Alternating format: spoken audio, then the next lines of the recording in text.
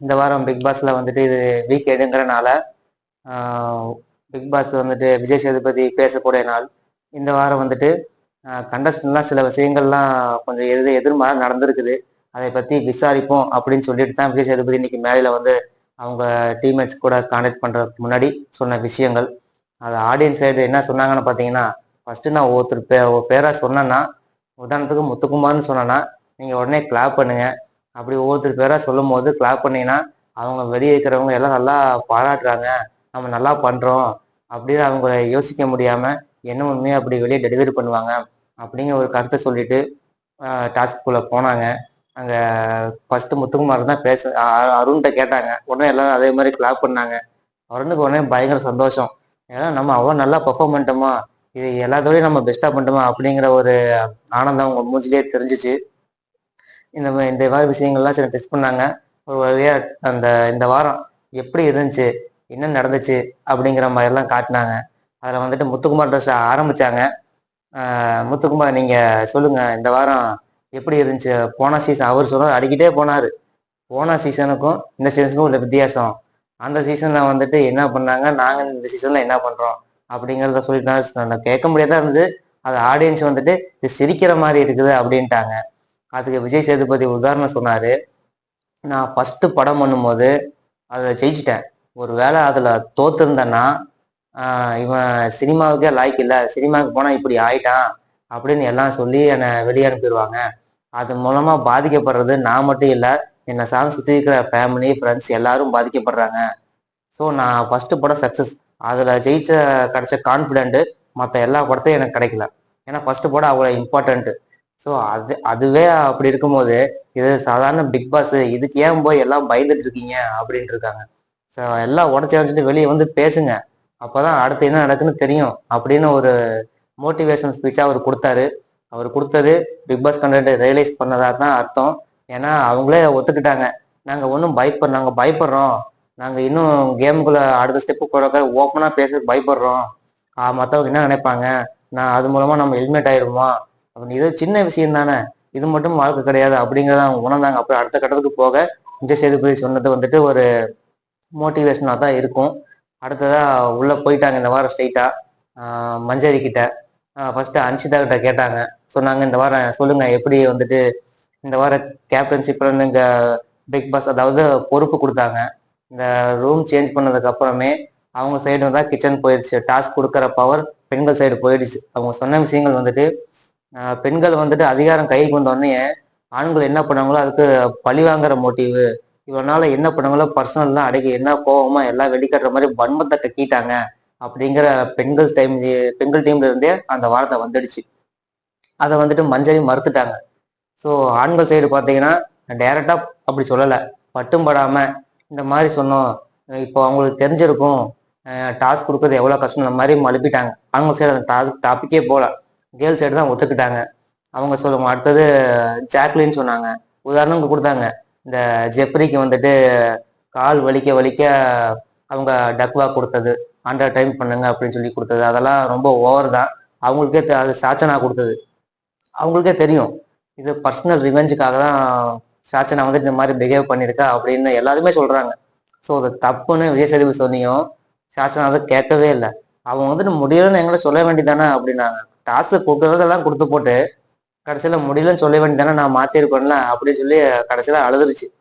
கடைசியில அதுவும் ஒத்துக்குச்சு. என்ன பண்றது, என்ன என்ன ஒரு விஷயம் பண்ணிருச்சுன்னா, 100 டைம் அதை பண்ணி முடிச்சதுக்கு அப்புறம் கூட ஜெஃப்ரி வந்துட்டு கால்வெளியில போய் படுத்துட்டான். ஜெஃப்ரி வந்துட்டு கால்வெளியில போய் படுத்திருக்கும் போது சாச்சனா வந்து கேட்டிருக்கா, கால் ரொம்ப வலிக்குதாரு. ஆமா, அவ சொன்னதுக்கு எனக்கு தெரியும், நான் வேணும்னு தான் கொடுத்தேன், ஏன்னா நீங்க என்னை கோவப்படுத்திட்டீங்க அதனால தான் வேணும்னு கொடுத்தேன் அப்படின்னு சொல்லி சிரிச்சுட்டு போயிடுச்சாமா. அது பார்க்கும் போதே தெரியும் பார்த்தவங்க அத்தனை பேர்த்துக்கும் இது ரொம்ப ஹார்ட் பண்ற மாதிரி தான் இருந்துச்சு. கடைசியில ஹார்ட் பண்ணி சொல்லியிருந்தா நான் பண்ணிருக்கவே மாட்டேன்னு அப்படியே திரும்ப சொல்றது, மாத்தி சொல்றது. அதனால தான் விஜய் சேதுபதி திட்டி விட்டாரு, கண்டபடி கலாய்ச்சி விட்டாரு, நீ பண்ற தப்புமா அப்படின்னு தெளிவா சொல்லியும் அது கடைசி வரைக்கும் ஏத்துக்கவே மாட்டேன்னுச்சுன்னா. ஆக்சுவலா சாச்சனா எதுக்கு கேம்ல இருக்குன்னே அதுக்கே தெரியல. அந்த மாதிரிதான் இருக்குது. எதுக்கு சம்மந்தம் இல்லாம பண்றது, டீம்மேட்ஸே சொல்றாங்க. அது சொல்றாங்க, டீம்மேட்ஸ் சொல்லியிருந்தா நான் கேட்டிருப்பேன் அப்படின்னாங்க. ஆனால் டீம்மேட்ஸ் சொன்னாங்க, நான் சில விஷயங்களை நாங்க சொல்றோம் அவ கேட்கவே மாட்றா அப்படின்னு. அதே மாதிரிதான் கடைசியில ஓகே ஆமா நான் எல்லாமே கேட்கறது இல்ல அப்படின்னு அதையும் ஒத்துக்குச்சு. சொல்ல என்னதான் கேம் விளையாடுதுன்னு யாருக்குமே தெரிய மாட்டேங்குது. சரி ஒரு வேணாம் நீ அழுகுன்னு சொல்லிட்டு உட்கார சொல்லிட்டாரு. அடுத்தது நம்ம மஞ்சரி கிட்ட. மஞ்சரி வந்துட்டு இந்த கேப்டனா பதவி ஏற்றதுக்கு அப்புறம் அந்த ராணுவம் வந்துட்டு அந்த அந்த சோஃபா தாண்டி குதிக்கும் போது அந்த லைன் கிராஸ் பண்ணி விளையாட்டுக்கு பண்ணுக்காக பண்ண ஒரு விஷயம் ஒரு பெரிய ஃபைட்டா மாறுச்சு. அந்த இடத்துல வந்துட்டு மஞ்சள் செஞ்சது ஒரு டாஸ்க் கொடுத்தாங்க. அதுக்கப்புறம் தூங்கிட்டு இருந்தாங்க அப்படின்னு சொல்லிட்டு ஒரு டாஸ்க் கொடுக்கப்பட்டது. அது யாருக்குன்னா ராணாவுக்கு, விஷாலுக்கு இப்படி கொடுத்தாங்க. அதுல வந்துட்டு விஷாலுக்கு வந்துட்டு நீங்க அவன் பண்ணதான் நானும் பண்ண ராணாவுன்னு சொன்னான். அதெல்லாம் எப்படிங்க? நான் அவங்க பண்ணது வேற, உங்க பண்ணது வேற. நீங்க ஒழுங்கா பண்ணல. அதனாலதான் அவங்க ரிப்பீட் பண்றோம். அது ஒரு இஷ்யூவா கிரியேட் பண்ண மாதிரி பண்ணாங்க. அது முடியாம போச்சு. ஒருவேளை ராணாவ நீங்க என்ன சொன்னாலும் கேட்க மாட்டீங்க. நீங்க எதுக்கு வரைக்கும் தெரியல. உங்களோட ஒரு விஷயம் இருக்குது. ஆனா பண்ண மாட்டீங்க அப்படின்னு சொல்லிட்டு அவரையும் உட்கார சொல்லிட்டாரு.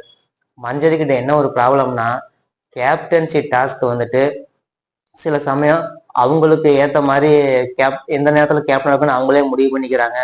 எந்த நேரத்துல அவங்க கொடுத்த டாஸ்க்கு படைத்தலைப்பா இருக்கணும்னு அதுவும் அவங்களும் டிசைட் பண்ணிக்கிறாங்க. அப்படிங்கிற ஒரு விஷயத்த கொண்டு வந்து வச்சாங்க. இது எதனால அப்படின்னா இப்போ வந்துட்டு மாத்தி போறாங்க. அந்த பக்கம் லைன் கிராஸ் பண்ணி அதை நான் படைக்கல்வியா தான் போனேன் அப்படின்னு சொல்றாங்க. ஒரு சில டைம் இல்லை கேப்டனா அதான் நான் பண்ணேன் அப்படின்னு அவங்களே மாத்தி மாத்தி உல்டா பண்ணிக்கிறாங்க. இது அவங்களும் அக்ரி பண்ணிட்டாங்க. ஆமாங்க நான் ஒரு கிரியேட் பண்ணலாம் தான் நான் பண்ணேன் அந்த கேமுக்காக அப்படின்னு சொல்றாங்க. இது எந்த விதத்துல நான் ஏன்னு ஒன்றும் தெரியல.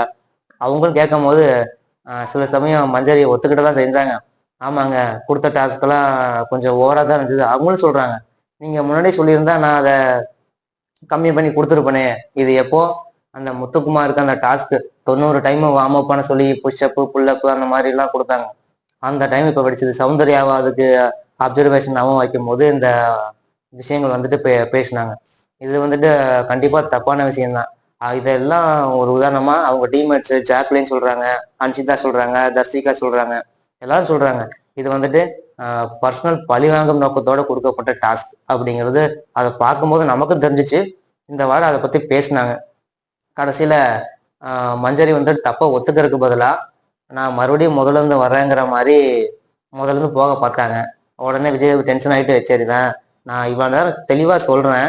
நீங்க அதை ஒத்துக்கிறதுக்கு பதிலாக மறுபடியும் உங்களை டிஃபெண்ட் பண்ணியே நிக்கிறீங்க அப்படிங்கிற பேர்ல அவர் பாட்டு கிளம்ப ஆரம்பிச்சிட்டாரு. அது சில விஷயம் சங்கடமா தான் இருந்திருக்கும் அந்த ஹவுஸ் மேட்ஸுக்கெல்லாம். சரி பரவாயில்ல ஒரு வழியா உட்கார முடிச்சுட்டு அதோட இந்த டாஸ்க் இந்த வாரமே முடிச்சுக்கலாம் அப்படிங்கிற மாதிரி அவரு கிளம்பிட்டாரு. ஏன்னா அவங்க நடந்துட்ட விஷயங்கள் அப்படி ஒரு கண்டஸ்டன்ட்டுமே என்ன பண்ணாங்கன்னு அவங்களுக்கே தெரியல.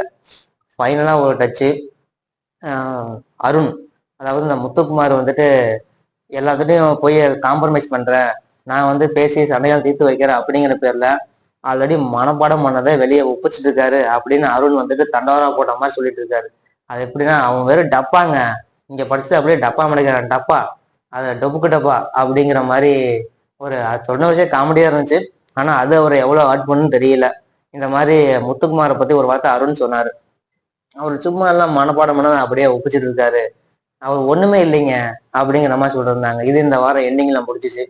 விஜய் சேதுபதி சொன்ன அட்வைஸோட இவங்க அடுத்த வீடியோ எப்படி கொண்டு போவாங்க அப்படிங்கிறத பார்க்கலாம்.